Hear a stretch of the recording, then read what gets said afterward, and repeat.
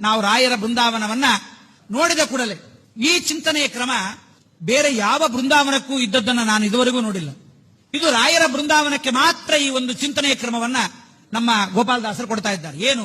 ರಾಯರ ಬೃಂದಾವನದಲ್ಲಿ ಒಮ್ಮೆ ಸ್ವಲ್ಪ ನಿಧಾನಕ್ಕೆ ನೋಡ್ರಿ. ರಾಯರ ಬೃಂದಾವನದಲ್ಲಿ ಎದುರಿಗೆ ನರಸಿಂಹ ರೂಪವನ್ನಿಟ್ಟಿರ್ತಾರೆ. ನೀವು ಮಂತ್ರಾಲಯಕ್ಕೆ ಹೋದಾಗ ನಿಧಾನಕ್ಕೆ ನೋಡಿ, ರಾಯರ ಮೇಲ್ಭಾಗದಲ್ಲಿ ಮುಂಭಾಗದಲ್ಲಿ ನರಸಿಂಹ ರೂಪ, ಬಲಭಾಗದಲ್ಲಿ ರಾಮರೂಪ, ರಾಯರ ಹಿಂಬದಿಯಲ್ಲಿ ಕೃಷ್ಣ ರೂಪ, ರಾಯರ ಎಡಭಾಗದಲ್ಲಿ ವೇದವ್ಯಾಸ ರೂಪ.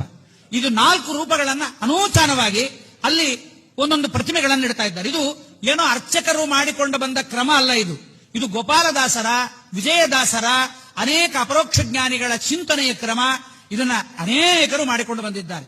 ನರಹರಿ ಕೃಷ್ಣರಾಮ ಸಿರಿವೇದವ್ಯಾಸ 2 ಹರಿಮೂರ್ತಿಗಳು, 4 ಪರಮಾತ್ಮನ ಮೂರ್ತಿಗಳು ಇಲ್ಲಿವೆಯಂತೆ. ಅಲ್ಲಿ ದಾಸರಾಯರು ಹೇಳ್ತಾರೆ, ಏನು ಮಾಡ್ತಾನೆ ನರಸಿಂಹ? ರಾಯರ ಮುಂಭಾಗದಲ್ಲಿದ್ದು ಏನು ಮಾಡ್ತಾನೆ?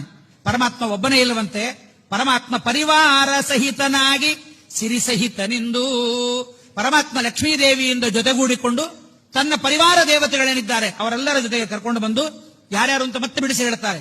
ಸುರಗುರು ಮಧ್ವಾಚಾರ್ಯರೇ ಮೊದಲಾಗಿ ರಾಯರ ಬೃಂದಾವನದಲ್ಲಿ ಶ್ರೀಮದ್ ಆನಂದ ತೀರ್ಥರು, ಅದಕ್ಕೆ ಅಪಣಾಚಾರ್ಯರು ಪ್ರಾರಂಭ ಮಾಡುವಾಗ ಶ್ರೀಪೂರ್ಣ ಬೋಧ ಗುರು ತೀರ್ಥ ಪಯೋಬ್ಧಿ ಪಾರ